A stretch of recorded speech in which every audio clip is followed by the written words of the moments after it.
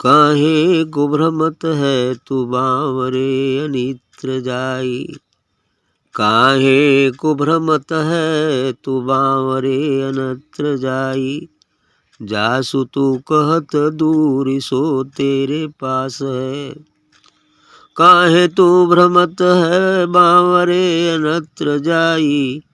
जासु तू कहत दूर सो तो तेरे पास है। ऐसे तू विचार देख व्यापक है तो ही माही। दूध माही घृत जैसे फूलन में बास है। बाहर को दौड़ तेरे हाथ न परत कछु। उलटी पूठो तेरो तो ही में प्रकाश है। जाकर रूप रेख कछु बरनी कहो न जाई। जाकर रूप रेख कछु बरनी कहो न जाई। अलख मूर्ति अमरय विनाश है। अलख मूर्ति अमरय विनाश है। काहे को भ्रमत है तू बावरे अनत्र जाई। जासु तू कहत दूरी सो तो तेरे पास है। सोहम बार बार होत ही रहत नित्य। याही में समझ जो उठत तेरे श्वास है। याही में समझ जो उठत तेरो श्वास है। एकता विचारे जब सुंदर ही स्वामी हुई। एकता विचारे जब सुंदर ही स्वामी हुई। दूसरो विचारे तब सुंदर ही दास है। दूसरो विचारे तब सुंदर ही दास है। काहे को भ्रमत है तू बावरे अनत्र जाई। जासु तू कहत दूर सो तेरे पास है। बिल्कुल बढ़िया है आपका कहना। काहे को भ्रमत है तू बावरे अनत्र जाई। कहते हैं बावरे तुम बाहर बाहर जाकर क्यों खोजते हो, क्यों भ्रमित होते हो। दूसरे जगह जाकर मंदिर में, मस्जिद में, तीर्थ में, व्रत में क्यों ढूंढते हो। काहे को भ्रमत है तू बावरे अनत्र जाए। अन्यत्र जाकर क्यों ढूंढते हो, क्यों भ्रम में पड़ते हो। जासो तू कहत दूर सो तो तेरे पास है। जिसको तुम दूर बताते हो, दूर कहते हो, वो तो तुम्हारे पास में ही है भी सत्य। जिसको दूर समझते हैं वो दूर नहीं है, वो तो इतना नज़दीक है कि उतना नज़दीक कुछ भी नहीं है। और नहीं समझने पर, नहीं जानने पर इतना दूर है कि फिर उतना दूर भी कुछ नहीं है। कितने जन्म लग गए समझ में नहीं आया। इसलिए कहते हैं कि जासो तू कहत दूर सो तो तेरे पास है। जिसको दूर कहते हो वो पास में ही है। ऐसे तू विचार देख व्यापक है तू ही माई। अब इसको अच्छे ढंग से विचार कर देखो कि वह तुम्हारे अंदर ही व्यापक है, तुम्हारे अंदर ही विराजमान है। लेकिन गहराई से सोचोगे, विचारोगे तब पता चलेगा। ऐसे तू विचार देख व्यापक है तू ही माई। वो व्यापक तुम्हारे अंदर ही है। वह दिव्य ज्योति, वह दिव्य नूर, वह आत्मा परमात्मा हम सबके अंदर ही विराजमान है। उस किस प्रकार विराजमान है। जैसे दूध माही घृत जैसे फूलन में वास। जैसे दूध में घी वास करता है, लेकिन उसको दूध में से अंगुली या कितना हूँ महे या अंगुली टटोले, लेकिन उसमें से घी नहीं निकल सकता है। उसको घी निकालने का प्रोसेस है। उस प्रोसेस से चलकर प्रोसेस पूरा होने पर तो घी निकल जाए। उसी प्रकार शरीर, ये मनुष्य शरीर मान लीजिए एक दूध के समान है, परम पूजनीय है और बड़े भाग से मिलती है। 84 लाख जोनियों में भ्रमण करने के बाद मिलती है। ये दूध जैसा शरीर, ये हीरा जैसा शरीर, और इसी शरीर से घी को निकाला जा सकता है। इस दूध रूपी शरीर से परमात्मा रूपी घी को निकाला जा सकता है, लेकिन कुछ प्रोसेस करने पड़ेंगे। जैसे दूध को गर्म करना, फिर कुछ ठंडा होने पर जोरन लगाना, फिर दही जमने के बाद ऊपर का छाछ निकालना, फिर उसे मलना, फिर उसको आग पर जला रखना, फिर हीट करना, तब घी निकलेगा। उसी प्रकार से इस शरीर को साधना रूपी अग्नि में जलाना पड़ेगा। साधना रूपी साधना करना पड़ेगा, ध्यान करना पड़ेगा। फिर बीच में आए दुख तकलीफ मुसीबत रूपी अग्नि में अपने को जलाना पड़ेगा, अर्थात शुद्ध करना पड़ेगा। तब समय आएगा जब हम अपने रूप को जान लेंगे, यानी घी निकल जाएगा। जब घी निकल जाएगा तो काम बन जाएगा। यही तो मानव जीवन का लक्ष्य भी है। घी नहीं निकला तो मन चाहे जितना कर लो, कुछ नहीं होगा। जैसे फूलन में वास है, फूल में जैसे सुगंध है, वैसे ही सुगंध को हम देख नहीं पाते, सुगंध को देख नहीं सकते। जब उसको घ्राण इंद्रिय के माध्यम से अंदर ले जाते हैं तो एक आनंद की अनुभूति होती है। बस वही सत्य है। आनंद की जो अनुभूति होती है उसकी उपस्थिति से यही सत्य हो गया। अर्थात जब हम अपने निस्वरूप आत्मा व परमात्मा का अनुभव प्राप्त कर लेते हैं तो उस अनुभव में जो आनंद की उत्पत्ति होती है, जो आनंद की अनुभूति होती है, वही सत्य है। तब क्या कह रहे हैं कि बाहर क्यों दौड़े तेरे हाथ न परत कछु। माने बाहर बाहर क्यों दौड़ते हो, कुछ भी हाथ नहीं आएगा। मन चाहे जितना किताब पढ़ लो, मन चाहे जितना वेद शास्त्र पढ़ लो, मन चाहे जितना प्रवचन सुन लो, लेकिन जब तक स्वयं चलकर जो है उसे प्राप्त नहीं करोगे गुरु के बताए मार्ग से, तब से कुछ नहीं होगा।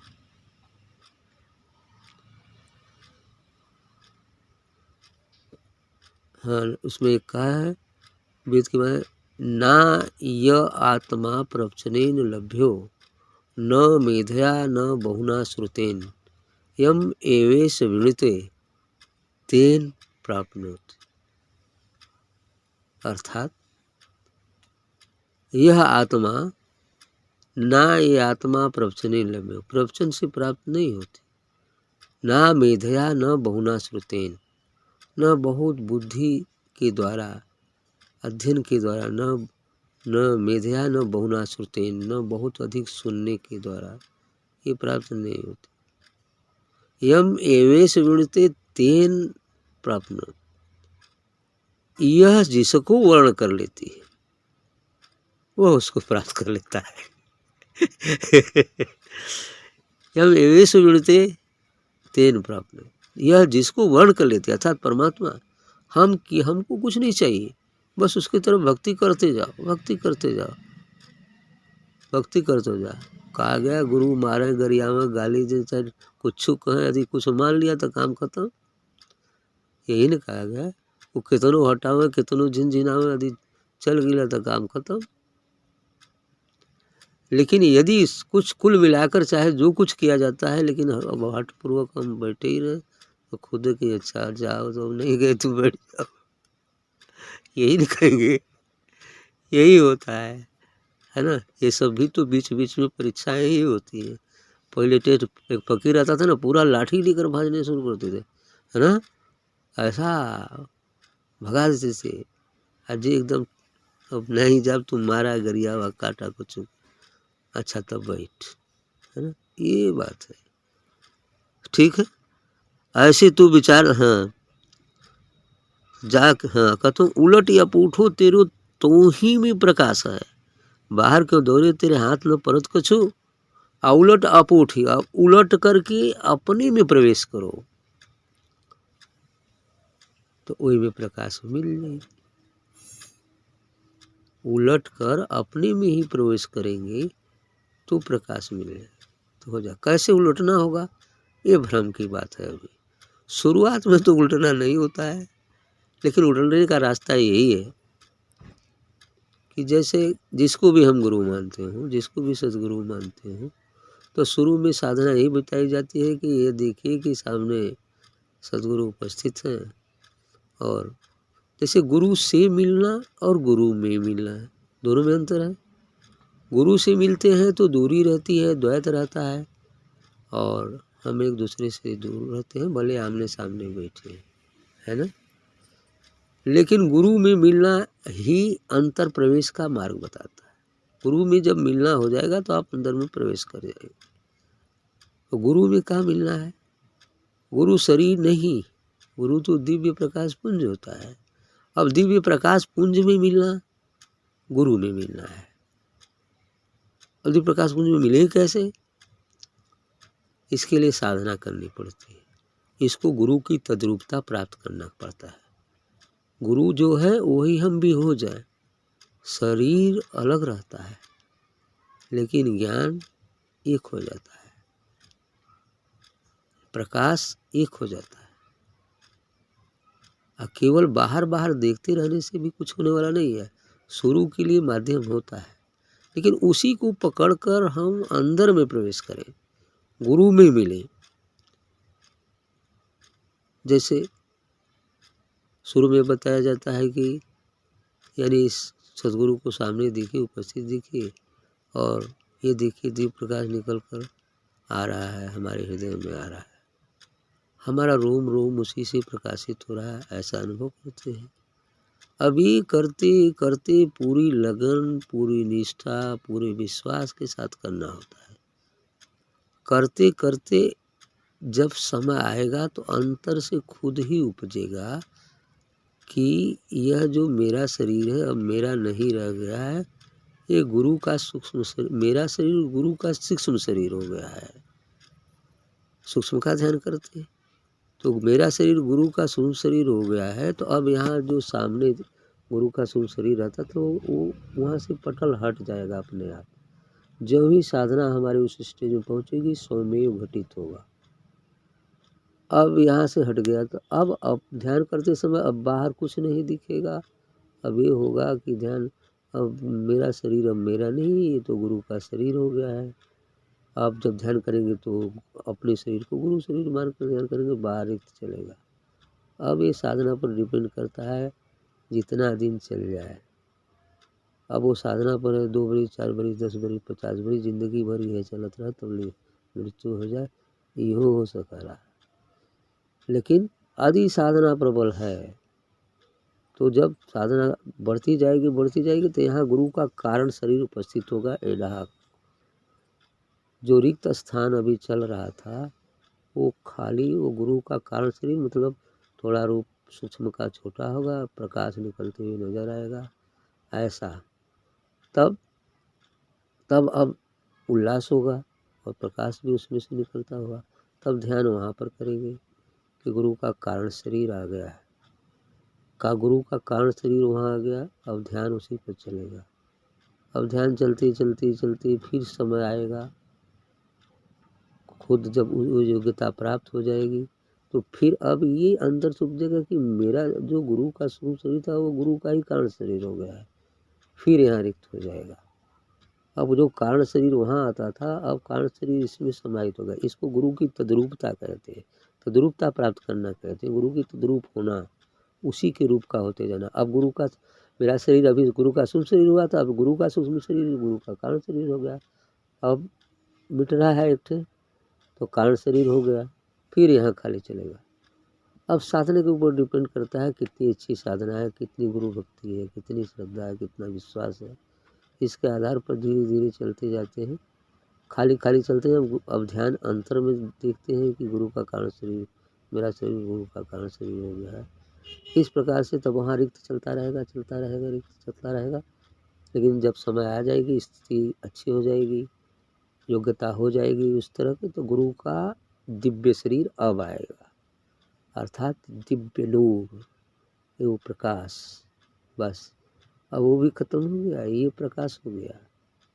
अब ओनली प्रकाश दिव्य स्वरूप गुरु का जो अस्तित्व रूप होता है, गुरु दिव्य स्वरूप ही होता है, आत्मा में ही रहता है, वो आत्मस्वरूप आ जाएगा। गुरु जब आत्मस्वरूप आएगा तब आनंद की अनुभूति भी होगी।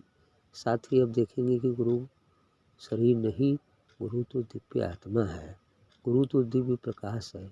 फिर वहाँ ध्यान करते जाएंगे। अब धीरे धीरे जब पवित्रता पूर्ण होती जाएगी, शून्यता धीरे धीरे आ जाएगी। और जब ही शून्य होंगे तब ये देखेंगे, विचार आएगा कि अब मैं ही तो, ये गुरु का जो दिव्य शरीर था, मेरा शरीर जो गुरु का कारण शरीर था, वही तो गुरु का दिव्य शरीर हो गया। अब ये शरीर पूरी मिट गई, अब दिव्य शरीर में आप हो गए। अब चारों तरफ चलते फिरते उठते बैठते हर समय अपने को प्रकाश अनुभव करेंगे। शरीर चल रहा है लेकिन शरीर की तरफ ध्यान नहीं है। हम कौन है? हम तो दिव्य आत्मा है। अहम ब्रह्मास्मि यही पद होता है, मैं ही ब्रह्म हूँ। अब सबके अंदर यही प्रकाश, सबके अंदर देखेंगे। तो ये अभी आप दूध हो गए और ये अब गुरु में मिलना हो गया। अब यहाँ पर फिर साधना अंतर्मुखी हो जाती है। अब बाहर से हटकर अंतर में आ जाता है। अब दृष्टा भाव साधना होती है। अब करना कुछ नहीं, देखना होता है। साथ ही यहीं पर अब मुख से जपने की कोई जरूरत नहीं है। अजपा जाप यहीं से शुरू हो जाता है। अब यहाँ से अजपा जाप शुरू हो जाएगा। अब देखेंगे तो आत्मा को देखेंगे, हर जड़ चेतन में, हर वस्तुओं में आत्मा का वो दिव्य नूर ही दिखाई देगा। इसलिए दिखाई दे रहा तो अजपा जाप चल रहा है। अब यही अजपा जाप एक दिन आपको उस निर्वाण तक ले जाए। यस, बात समझ में आई? तो इसलिए कहते हैं कि उलट या पाठ हो तोरी तो ही में प्रकाश। अपने में उलट कर देखो, वो तुम्हारे में ही वो प्रकाश है। जिसको तुम ढूंढ रहे हो वो तो तुम्हारे अंदर ही है। बस यही बात होता है। जाके अब आगे कथो तो होकर कहा कि जाके रूप रेख कछु वर्णि कहो न जाए। उस जिसका रूप वर्ण है ना, मगर कुछ भी उसके बारे में कहा ही नहीं जा सकता, वो तो अनिर्वचनीय है, सिर्फ आनंद स्वरूप है। इसलिए कहते हैं कि जाके रूप रेख कछु वर्णि कहो न जाई। वर्ण मतलब रूप रेखा कुछ भी कहा नहीं जाएगा। अलख अमूर्ति अमर अविनाश है। वही सतपुरुष अलख है जो लखने में जल्दी नहीं आता, अमूर्त है जो उसकी कोई मूर्ति नहीं है, अमर है जो कभी मरता नहीं है, अविनाश जिसका कभी नाश नहीं होता है। वही तो वो है। बस सोहम सोहम बार बार होते ही रहत नित। और वहाँ हमेशा सोहम सोहम सोहम होते हैं। अब यहाँ तो आगे सोहम की बात कर रहे हैं भौरव पापा, ठीक है। सोहम सोहम होते रहता है। या ही मैं समझी जो उठत तेरे सांस। और इसको यही भी समझ लो, जो सांस तुम लेते हो तो यह वह तो ससिया बना है, इसमें दूसर कहाँ से आए?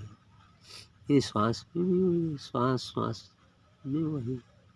वो न रही तो अब कुल काम खत्म है, सांसों बंद हो गई। एकता विचारे जब सुंदर ही स्वामी हो। और एकता एकत्व आ जाता है। सब एक है, दूसरा कोई नहीं, ईश्वर एक है और उसी की सब उत्पत्ति, सब एक है, कोई द्वैत में नहीं है। लेकिन सब एक है, लेकिन इस संसार में थोड़ा विचार करने के लिए भी कहा गया है। सभी नारायण है, सभी जल नारायण है, लेकिन गंदा जल नहीं पिया जाता है, पिया जाता है। सभी जल नारायण है, लेकिन गंदा जल नहीं पिया जाता। सभी नारायण है, बाघ नारायण से डरना होता है। सब में नारायण देख रहे हैं और बाघ नारायण के, बाघ नारायण में तो जीवन खाए नहीं, क्योंकि वो स्वभाव से अपन ना बदले। ठीक है, यही चीज़ होता है। वो रहने का तरीका भी संत जनों ने बताया है कि सभी बाघ नारायण है, सभी नारायण है, लेकिन बाघ नारायण से डरना होता है। सभी जल है, लेकिन गंदा जल नहीं पिया जाए। सभी जल नारायण है, गंदा जल नहीं पिया। गंदा पियोगे बीमार हो जाओगे और हैजा पड़ेगा, मर जाओगे। ठीक, इस संसार में रहने का भी तरीका है। एकता विचारे जब सुंदर ही स्वामी होए। एक विचार करके देखेंगे तो वह सुंदर, सत्यम शिवम, सुंदर, सुंदर कौन है? सत्य ही तो सुंदर है, सत्य ही शिव है। फिर उसको देख लिए तो सुंदर स्वामी हो गया। लेकिन दूसरों विचारे तब सुंदर ही दास है। यदि दूसरे ढंग से विचार करके देखो तो जो दास है वो भी तो सुंदर है ना? जो दास है वो भी सुंदर है और जो स्वामी है वो भी सुंदर है ना? तो इसलिए दोनों तब एक हो जाएंगे। इसी को गुरु में तद्रूपता प्राप्त करना कहते हैं। और यहीं से अंतर्मुखी साधना शुरू होती है, यहीं से अजपा जाप शुरू होता है, जब हम अपने निस्वरूप गुरु के दिव्य स्वरूप को अनुभव प्राप्त कर लेते हैं, अर्थात उसको मिल जाए, गुरु में मिल जाते हैं, है ना? ठीक, अच्छी बात।